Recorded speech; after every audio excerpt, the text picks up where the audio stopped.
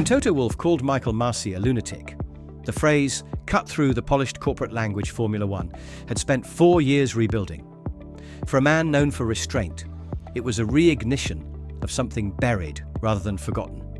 What Wolff said on October 31st, 2025, wasn't just commentary. It was the sound of a wound reopening, a wound measured in one lost lap and one record erased from history. In Abu Dhabi 2021, Lewis Hamilton led for 57 of the 58 laps. The gap between him and Max Verstappen before the safety car was 11.0 seconds, enough to pit, enough to control. Then came Nicholas Latifi's crash, the safety car, and a rule interpreted not as written but as wished. Only certain lapped cars were released, 5, not all, compressing the field into a single lap shootout. Hamilton's hard tyres, 43 laps old, met Verstappen's fresh softs. The difference in compound alone equated to roughly 1.8 seconds per lap in grip advantage. When Verstappen crossed the line, Mercedes' telemetry feed didn't display emotion, it displayed incomprehension. A championship decided not by pace, but by procedure. That's why Wolff's word destroyed hits harder than lost. Because records are supposed to define eras, not be erased by officiating. For Wolff, calling Masi a lunatic wasn't hyperbole, it was diagnosis. In his interview with The Telegraph, he admitted he hadn't experienced loss of control like that since childhood. For an engineer-minded leader who measures pressure in kilopascals and trust in data packets, chaos is the ultimate betrayal. And when chaos determines legacy, the sport's credibility trembles. Hamilton's 8th title would have broken Schumacher's record. Instead, it froze him at 7, statistically equal, emotionally incomparable. Since that night, no driver has matched Hamilton's combination of 103 wins, 104 poles, 7 titles. Yet every mention of the greatest champion now carries an asterisk, invisible but felt. 4 seasons later, Wolff's language shows the pattern never healed. It also exposes something deeper, that the definition of greatness in Formula One isn't purely mechanical. It depends on whether fans, teams, and governing bodies still believe the stopwatch decides everything. But the stopwatch didn't decide Abu Dhabi. A human did. And as long as that remains true, every lap since has been run under its shadow. For all the emotion surrounding Abu Dhabi 2021, what really separates outrage from evidence lies in the data, the hidden layer beneath the television broadcast. Inside Mercedes' control room that night, 30 engineers watched the same telemetry unfold with disbelief. Sector times, tyre deltas, GPS overlays, all confirmed that Hamilton's victory was secured by every measurable metric until one manual override changed what those numbers meant. At the end of lap 53, Hamilton's pace on worn hard tyres remained stable at 1 minute 30.6 seconds, while Verstappen, on fresh softs behind the safety car, was circulating 6 seconds slower. Under normal FIA procedure, all lapped cars should have been allowed to unlap themselves before the safety car returned to the pits. Instead, race control instructed only the 5 cars between Verstappen and Hamilton to do so, leaving others stranded. The command lapped, cars may now overtake, was issued at 17:36:11 local time, then reversed just moments later before being reinstated selectively. That single sequence altered the entire timing structure. Mercedes strategists later calculated that had all cars been released as per Article 48.12, the race would have ended under caution. Instead, the safety car came in 1 lap early, lap 57 instead of 58, setting up an artificial sprint. The delta advantage from Verstappen's new tyres was equivalent to a 12.8% higher traction coefficient through Yas Marina's final sector, particularly in turns 9 and 13. None of that was visible to the audience, but for Mercedes performance engineers, the telemetry told a clear truth. Hamilton's power unit temperatures, tyre degradation, and battery state of charge were all within safe margins to finish unchallenged. The only variable outside simulation range was human discretion. That's what Wolff means when he says one person destroyed the record of the greatest champion. It wasn't figurative, it was literally measurable. When authority abandons consistency, data loses meaning. And in Formula One, when data loses meaning, every engineer, strategist and driver loses faith in cause and effect. Michael Masi later defended his choice as an effort to let them race. But racing isn't chaos, it's codified combat. Rules exist to translate fairness into numbers. The numbers that night were never wrong, only reinterpreted. And it's that reinterpretation, not Verstappen's pace, that still haunts the sport's integrity. Formula One has always balanced between machine and man, between the exactness of engineering and the chaos of human judgment. But in Abu Dhabi, that balance snapped. What made Toto Wolff's recent remarks so pointed wasn't merely the insult, it was the reassertion of Mercedes' philosophy that precision is sacred. To Wolff, Michael Masi's decision didn't just rewrite a rulebook. It violated the fundamental equation upon which the sport is built. Data plus discipline equals justice. Mercedes operates like a living algorithm.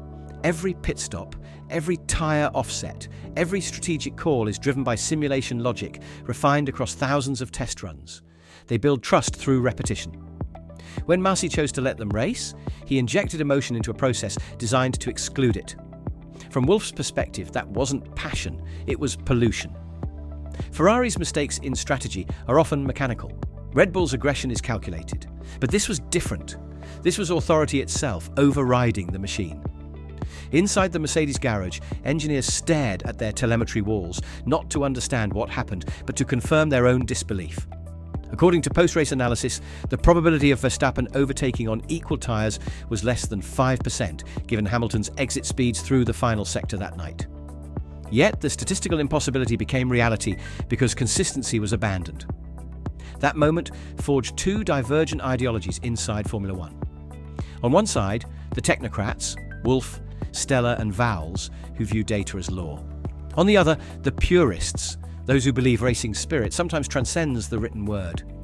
Masi's call and the FIA's quiet endorsement signalled a shift towards subjectivity, one that has since haunted stewarding debates through 2022, 2023 and beyond. The aftermath proved that philosophy isn't abstract. Mercedes redesigned their race operations around psychological containment. No more emotional outbursts on radio, no more lobbying in race control. Every instruction now passes through double verification to prevent reactive decision-making. The trauma of losing faith in objectivity led to overcorrection. In a sport measured in milliseconds, overcorrection costs just as much as error, and Wolff knows it. His 2025 interview isn't an attempt to reopen a feud. It's a warning that the sport's pendulum might have swung too far toward entertainment at the expense of credibility. Because when Formula One starts rewarding improvisation over integrity, the stopwatch no longer speaks the truth. Behind every number and headline, there's the heartbeat of people who can't switch emotion off like an engine map. For Lewis Hamilton, Abu Dhabi 2021 wasn't merely the end of a race, it was the end of a covenant. He had played by the rules, driven flawlessly, and led 57 of 58 laps. Yet the race director's intervention rewrote reality. The aftermath wasn't captured in the lap charts, but in the silence that followed. The usually composed Hamilton said on the radio, "This has been manipulated, man." Those 5 words weren't anger, they were disbelief, the language of someone watching trust evaporate in real time. In the garage, Toto Wolff slammed his headset down and shouted into race control, "No, Michael, no, this is so not right." It wasn't theatre, it was the breakdown of a belief system. For Wolff, who lives by process, witnessing the collapse of structure was like watching a wing fail mid-flight. His later remark, "I haven't experienced the loss of control of a situation since I was a child," wasn't metaphor, it was memory. Michael Masi, too, was human in that chaos. By all accounts, he faced relentless lobbying from both teams during that final safety car period. Radio archives confirm over 25 separate transmissions from Red Bull's Jonathan Wheatley within 3 minutes, each urging for the restart. Masi's tone grew clipped, defensive, the cadence of a man juggling impossible demands. In hindsight, it wasn't malice that defined his choice, but pressure. Pressure magnified by global spotlight, by split-second timing, and by the weight of legacy on his console. Hamilton's legacy was the cost. When he stood on the podium that night, eyes distant, he wasn't mourning a trophy. He was mourning the meaning of competition. The following winter, he vanished from public view for 58 days, the exact number of laps in that race, before resurfacing with a quiet message, "If you think I'm gone, think again." But he wasn't the same. The edges had softened. The faith had hardened. Even now at Ferrari, that scar tissue shows in his tone, more guarded, more introspective. Abu Dhabi didn't just change results, it rewired personalities. The engineer became an advocate, the champion became a philosopher, and the race director became a ghost. The morning after Abu Dhabi, Formula One wasn't a sport, it was a courtroom. Emails, transcripts, and legal counsel replaced telemetry. And for the first time in years, Mercedes engineers weren't calculating race pace, they were calculating precedent. Toto Wolff, whose strength had always been his composure, stood at the centre of a political storm that would redefine the FIA's authority. His immediate reaction was fury, but within 24 hours, fury turned to strategy. Mercedes withdrew its formal appeal, not because they accepted the result, but because Wolff realised that continuing the fight publicly might burn down more than one championship. Behind the scenes, the FIA launched an internal structural review.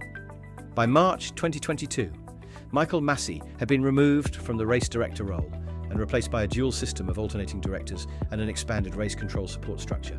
It sounded like reform, but inside the paddock many saw it for what it was, an attempt to dilute accountability without confronting the root issue, the loss of trust. For Hamilton, the FIA's phrasing of human error was an insult disguised as closure. For Wolff, it was confirmation that politics, not physics, now governed the margins of victory. He said later, "We can't move on when the DNA of fairness has been compromised." That remark wasn't aimed at Masi anymore. It was aimed at the system that enabled him. The shockwave extended beyond Mercedes. Red Bull celebrated their first title with muted relief, aware of how fragile that legitimacy looked under scrutiny. Sponsorship departments quietly advised their PR teams to avoid Abu Dhabi in marketing copy. Even within the FIA, senior stewards debated how to rebuild confidence without admitting fault. But the real political fallout was cultural. From 2022 onward, the FIA began issuing clarifying directives almost weekly, redefining track limits, radio protocols, and safety car procedures. It was governance by overcorrection. And while it stabilised optics, it paralysed spontaneity. Teams began second-guessing not just race strategies, but race control temperament. Every protest, every penalty, every ambiguous ruling carried echoes of that night. That's the unseen consequence of Abu Dhabi. It turned Formula One into a political organism, one more concerned with perception than precision. And Wolff's 2025 remark about a lunatic didn't reopen the wound, it reminded everyone that it never really healed. The paradox of Abu Dhabi is that it didn't just rewrite a finish, it rewired every future strategy meeting. Before 2021, teams trusted the system to behave predictably. Safety car procedures, restart protocols, and protest channels were known quantities. But once Masi's interpretation shifted the outcome of a championship, no algorithm could ever again assume objectivity as constant. From that night onward, strategy became probabilistic, not mechanical. Inside Mercedes' post-race debrief that winter, Wolff ordered a full audit of their dynamic race response model, a simulation tool that predicts how race control decisions influence real-time tyre and pace deltas. Engineers discovered that their system, which had processed over 60,000 historic race scenarios, had never included an irregular restart variable because it was statistically non-existent. That changed after Abu Dhabi. The new version, internally called Project Integrity, introduced human error coefficients into strategy models. It treated unpredictability not as anomaly but as expectation. That shift rippled across the grid. Teams like Ferrari and McLaren began weighing steward variance as a risk factor, alongside weather probability or tyre degradation. In short, Formula One's most data-driven sport had to simulate politics. The irony is that Mercedes, the team most loyal to logic, became the team most constrained by paranoia. Their 2022 to 2023 race strategies leaned conservative, prioritizing security over aggression. They undercut less, extended stints longer, and often lost opportunities to capitalize on chaos, precisely because chaos had burned them once before. Hamilton himself admitted in a 2023 interview, "You can drive perfectly, but if procedure fails, your perfection means nothing." By 2025, even as he raced in Ferrari red, that skepticism endured. At the Mexican Grand Prix this season, Hamilton questioned a late virtual safety car restart, saying, "I hope we're not repeating history." It was half a joke, half a diagnosis, proof that Abu Dhabi still lives inside every risk calculation. For Toto Wolff, strategy now extends beyond tyre degradation and undercuts. It's about institutional reliability, knowing whether the rules written on Thursday will still mean the same thing on Sunday. His remark that somebody else is collecting the trophies now, and that hurts, wasn't envy. It was the recognition that belief itself has strategic weight. Because when trust becomes a variable, no simulation can deliver certainty, only survival. Every Formula One season since 2021 has lived in the shadow of that single lap. Not because it decided one title, but because it redefined what a title means. Before Abu Dhabi, Championships were treated as arithmetic, points earned, mistakes punished, speed rewarded. Since then, they've become psychological. When Toto Wolff calls Hamilton the greatest champion of all time, he isn't campaigning for nostalgia, he's identifying a shift in measurement. The record that was destroyed wasn't just numerical, it was philosophical. Hamilton's legacy was supposed to be quantifiable: 8 titles, over 100 victories, statistical dominion. Instead, his career became a mirror for Formula One's conscience. Every lap since has been an audit of fairness. And as of 2025, with McLaren leading both championships and Red Bull recalibrating after technical reshuffles, Mercedes watches from the sidelines, its dominance now a memory annotated with a question mark. When Wolff says somebody else is collecting the trophies and that hurts, it's not only about defeat, it's about dissonance. McLaren's rise, powered by Mercedes engines, is a paradox that underscores the complexity of modern Formula One. The same power unit that once propelled Hamilton to glory now fuels his successors. But while machinery can be shared, belief cannot. For Hamilton, the pursuit of that 8th title has evolved into something more abstract, not about catching Verstappen or Norris, but about proving that integrity can still coexist with victory. The irony is cruel. His transition to Ferrari, meant to reignite that dream, has instead amplified how much was lost in Abu Dhabi. Ferrari's engineers still see flashes of brilliance, precise braking modulation, subtle throttle mapping, defensive instinct, but even they admit that belief lapses affect Hamilton's rhythm. Meanwhile, for Verstappen, the 2021 decision that once haunted his image has long been metabolized into inevitability. He didn't write the rules, he just drove through them. Yet even as a triple champion, his legacy remains entangled with Hamilton's, 2 drivers bound by a moment, neither fully owned. That's why Wolff's words still sting. Because when he calls Hamilton the greatest, he isn't rewriting the record books, he's rejecting the conditions that rewrote them. The real championship today isn't between teams or drivers, it's between trust and memory. 4 years on, the Abu Dhabi aftershock still reverberates through every garage, every paddock meeting, every hesitant radio call that begins with, "Are we sure this is allowed?" That's the true measure of damage, when a moment stops being history and becomes habit. Wolff's outburst in 2025, calling Michael Masi a lunatic, wasn't simply about justice delayed, it was about closure denied. The man who once defended the system from chaos now finds himself reminding it what chaos costs. Formula One is entering a new regulatory cycle for 2026 with aerodynamic simplification, sustainable fuels, and revised power unit allocations promising a reset. But no technical regulation can legislate trust. That's why Wolff's comment landed harder than any press release. It wasn't an attack on Masi as an individual. It was a warning that the culture which enabled Abu Dhabi still lingers beneath the sport's carbon fibre skin. The FIA has improved structurally: dual race directors, VAR-style review rooms, mandatory steward consistency reports. Yet, as several team principals admit privately, consistency is still a moving target. The ghosts of 2021 resurface whenever ambiguity arises: track limits at Austria, red flag restarts in Melbourne, or last-minute rule interpretations in Monaco. Each incident reminds fans and teams that Formula One's most fragile component isn't mechanical, it's moral. For Hamilton, that fragility defines his twilight years.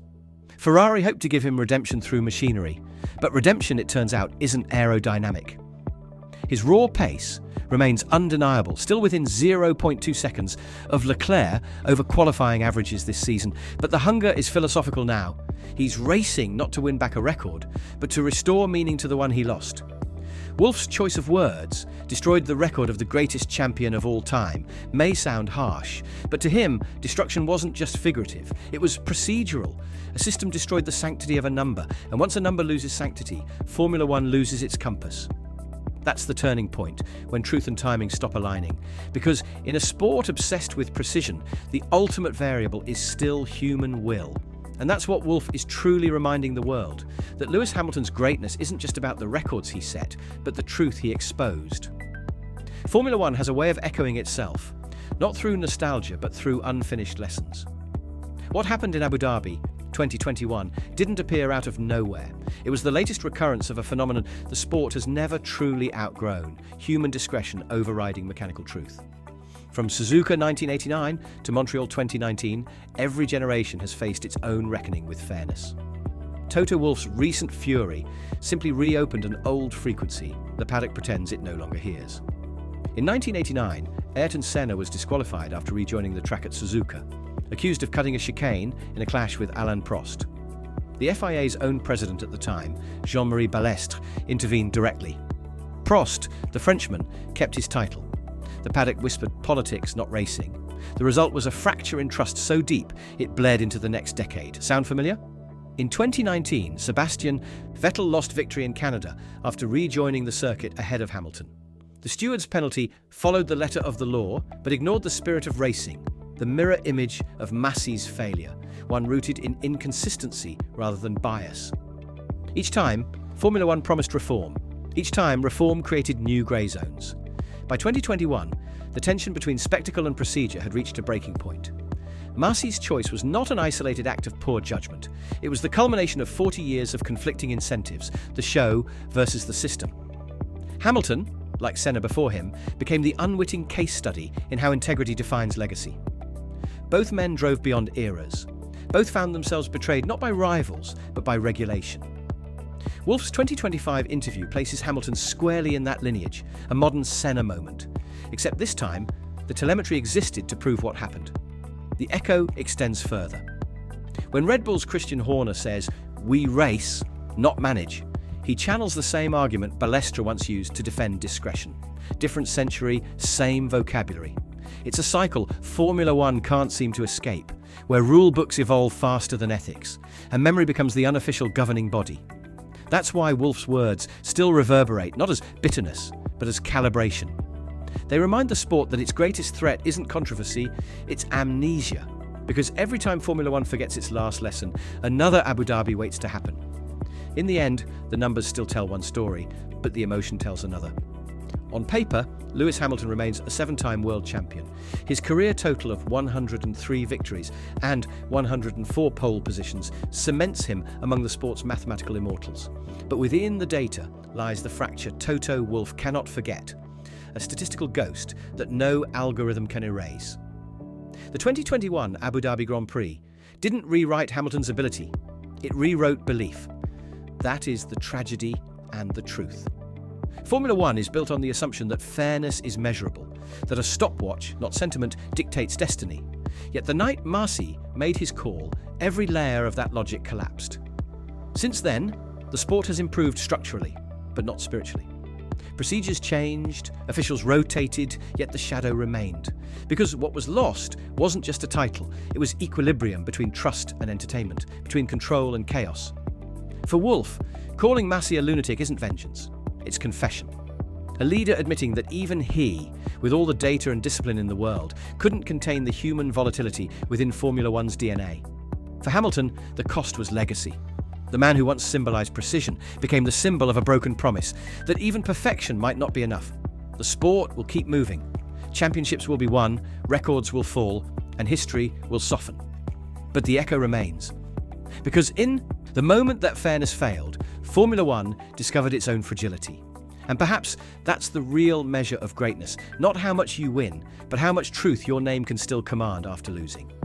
So where does that leave Formula One in 2025? A sport still governed by timing sheets, but haunted by interpretation. Can trust, once broken at that level, ever truly be restored? When Wolff says the greatest champion's record was destroyed, he isn't demanding revenge. He's demanding recognition that history must include the uncomfortable truth about how it was written.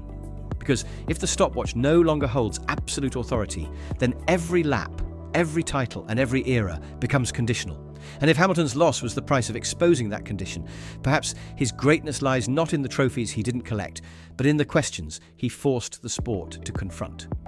Was Abu Dhabi a failure of one man, or the moment Formula One finally saw the cost of its own humanity?